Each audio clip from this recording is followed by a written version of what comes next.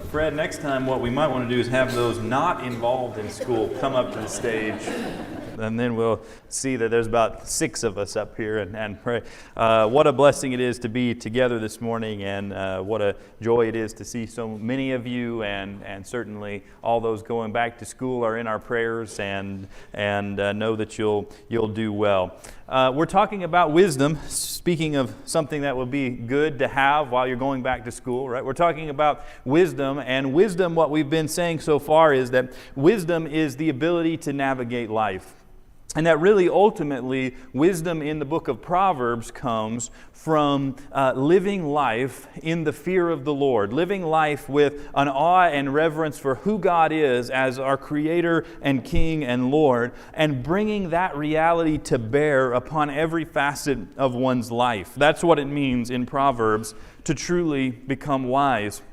And what we've done over the last couple of weeks, before looking at specific themes in Proverbs about various practical issues that we might face in life, we've been looking at the main point of the whole book, which is wisdom, and asking, what is it and how do I get it? And today, we're still talking about wisdom, but we're going to be talking about it in a different way. Wisdom is the ability to navigate life well, and it is received through a awe and worshipful life lived before God. It's no surprise that when we think about the way of wisdom, the Apostle Paul is going to say, I appeal to you, therefore, brothers, by the mercies of God, to present your bodies as a living sacrifice, holy and acceptable to God, which is your spiritual worship. Don't be conformed to this world, but be transformed by the renewal of your mind, that by testing you might discern what is the will of God, what is good and acceptable and perfect. What's he saying here? He's saying that we should live a life of worship in awe and reverence before God, and that is really the only way we can learn to discern God's will against what the will of the world is, that it's found in bringing the knowledge of the Creator into our lives. We've talked about the way of wisdom and the way to life. We have, in a sense, talked about how you progress in wisdom through the book of Proverbs, that it's a maturing process, that there is a continued instruction from a father to a son, especially in the first third of the book, where he's saying, do this and add this and build this and become a person who navigates life well. But this morning, we're going to talk about the other way presented in the book of Proverbs. The other progression, perhaps we could say, that is described in the book of Proverbs. We're going to meet 3 characters that represent this progression away from wisdom and toward foolishness. What we're going to see this morning is what you might call the anti-wisdom, the opposite, the antithesis of what biblical wisdom is.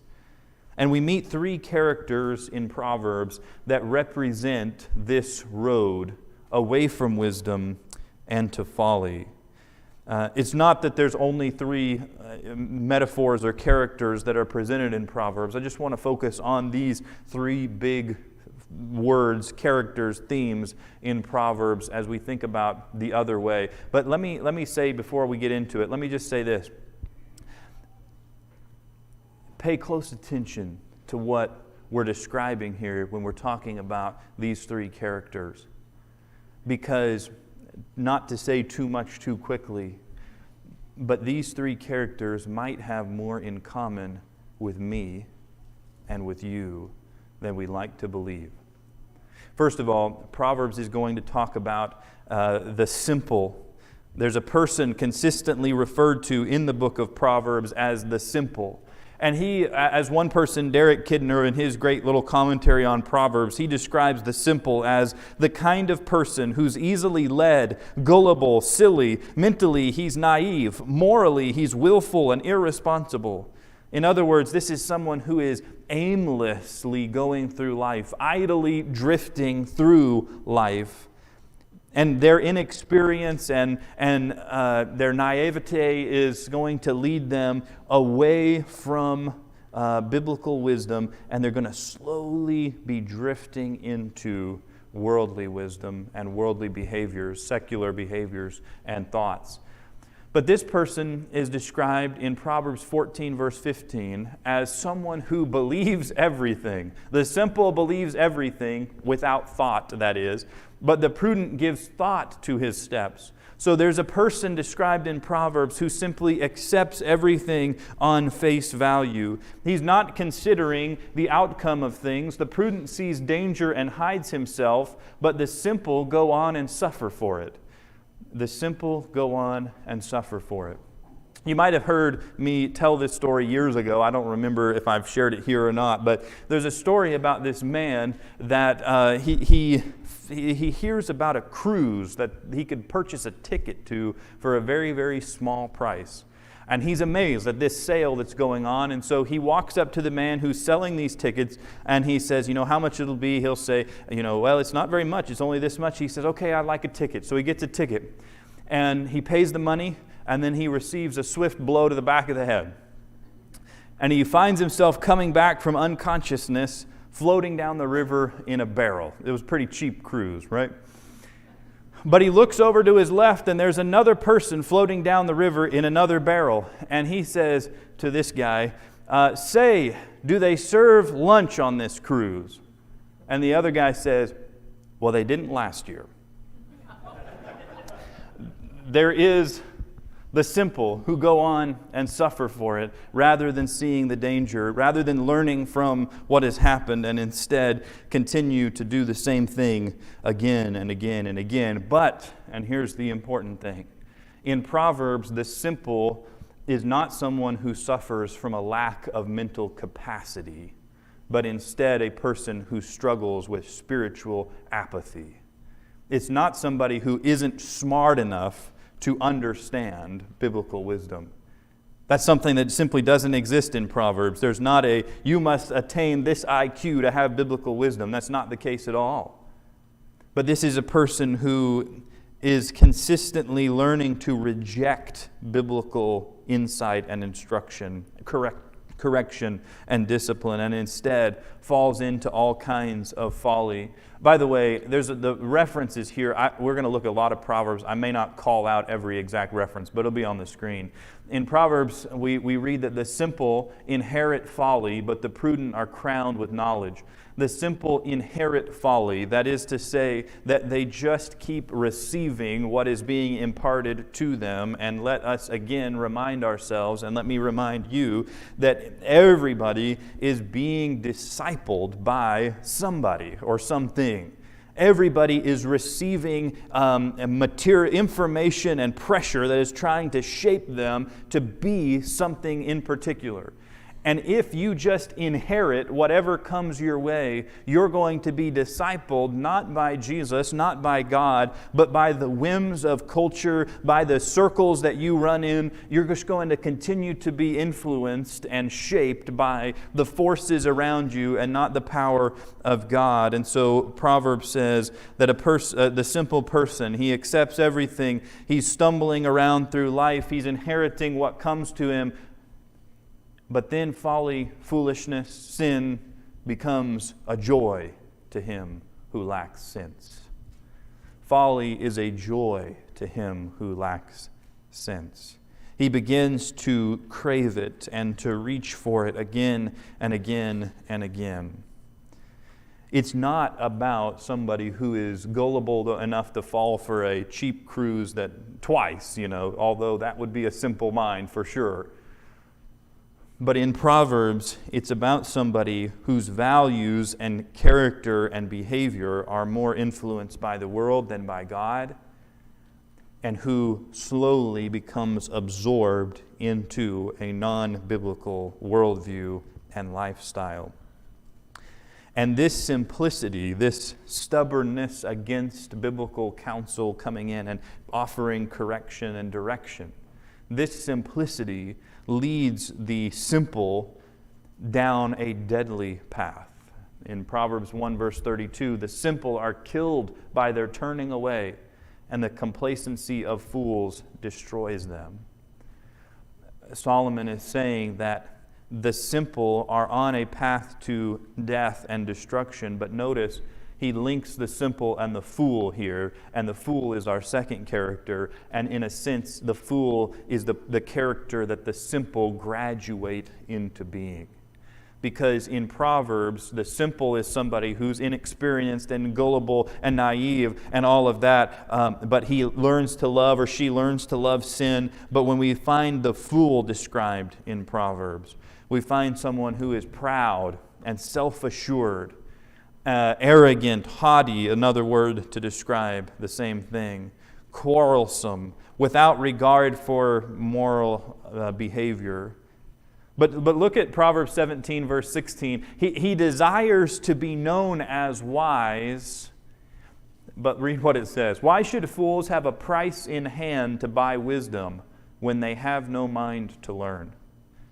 In other words, why does the fool bring money to buy the sage's advice or to buy a book that he won't read?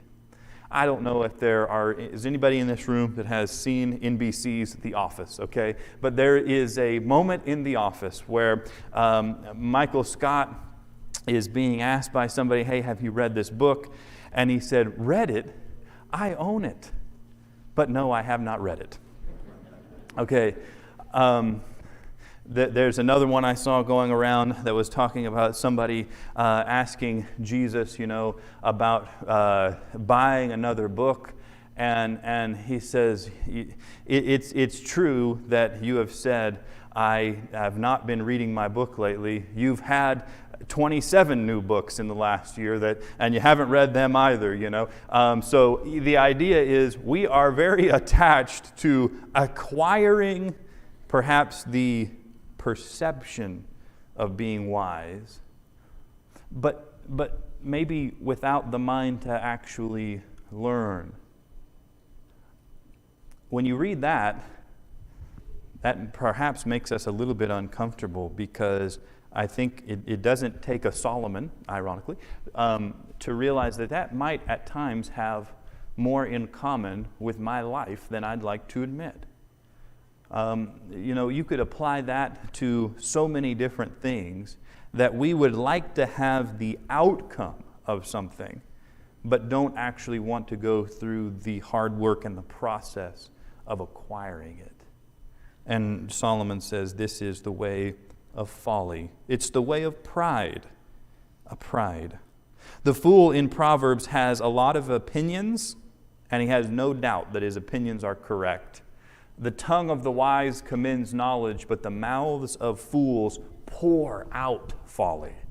This is just a steady stream of foolishness that is coming out of the fool's mouth, because he has no restraint, or she has no restraint.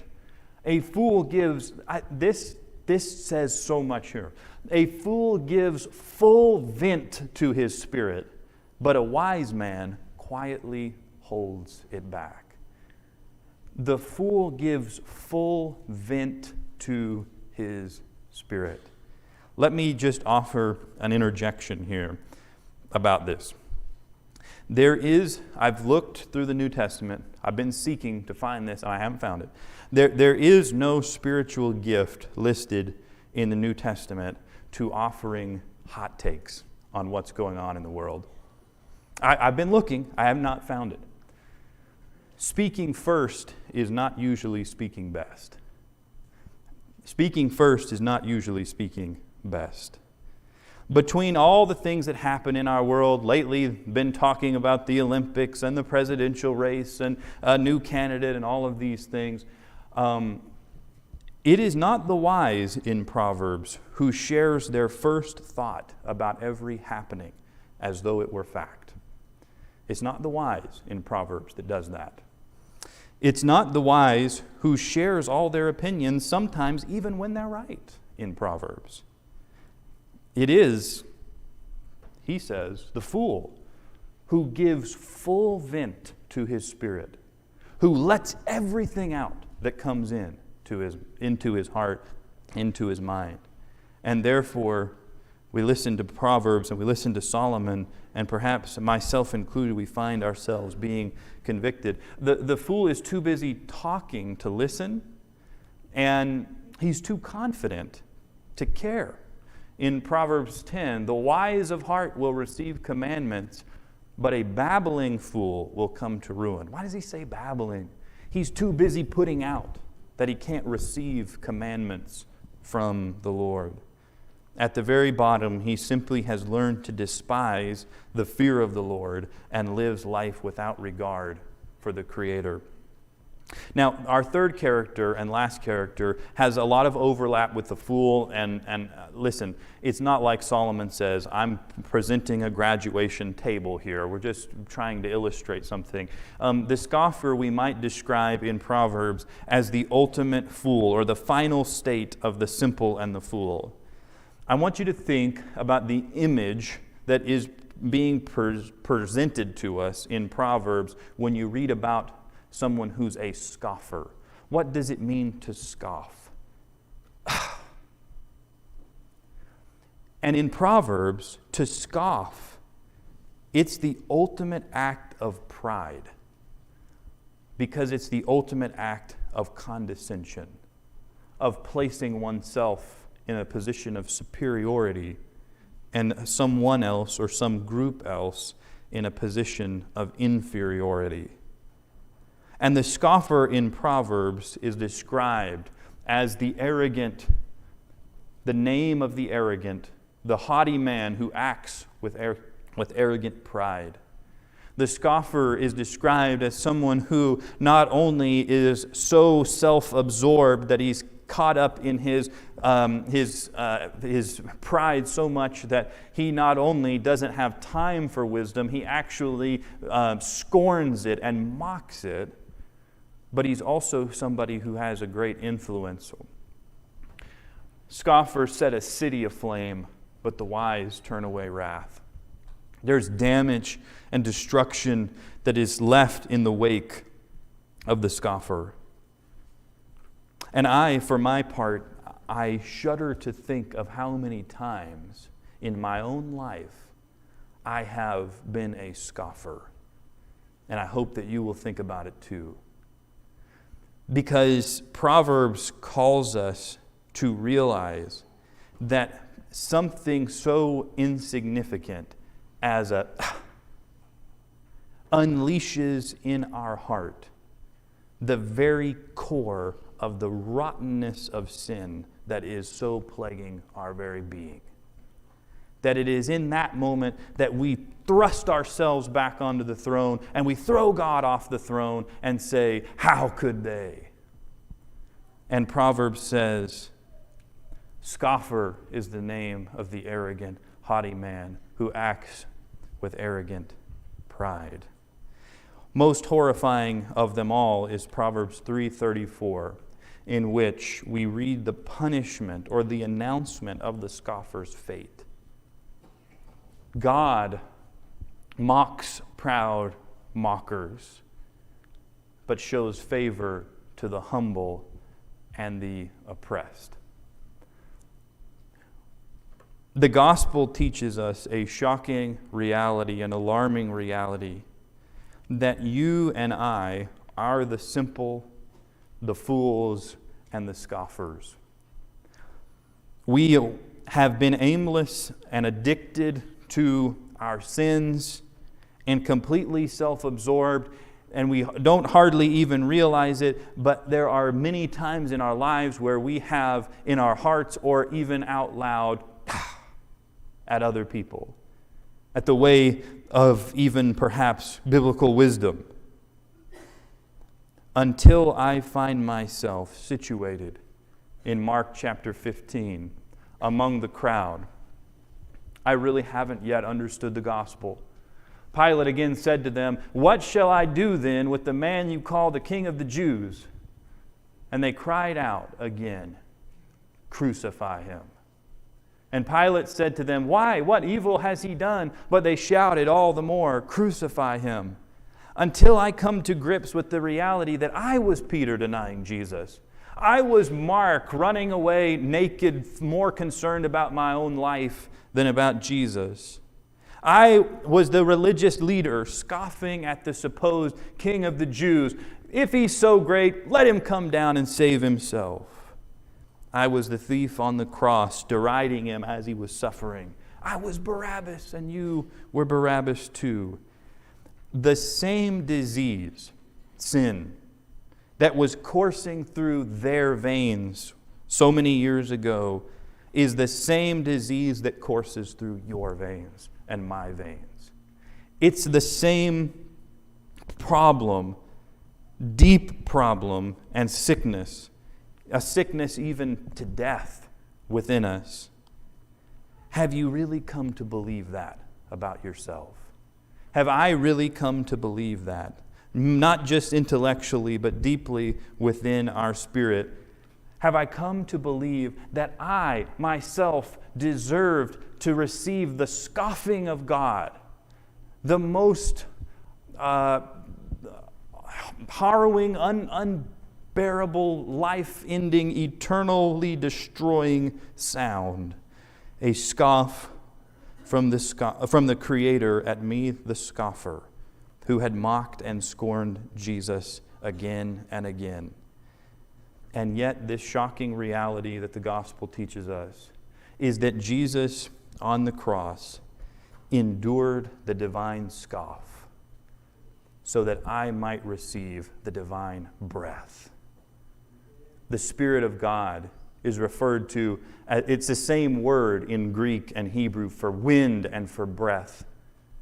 That Jesus, in suffering, in bearing all of the sins of the world, He bore the full weight of all that I had ever done, all that I had ever thought, all that I had ever wished for and wanted that was outside the scope of God's design.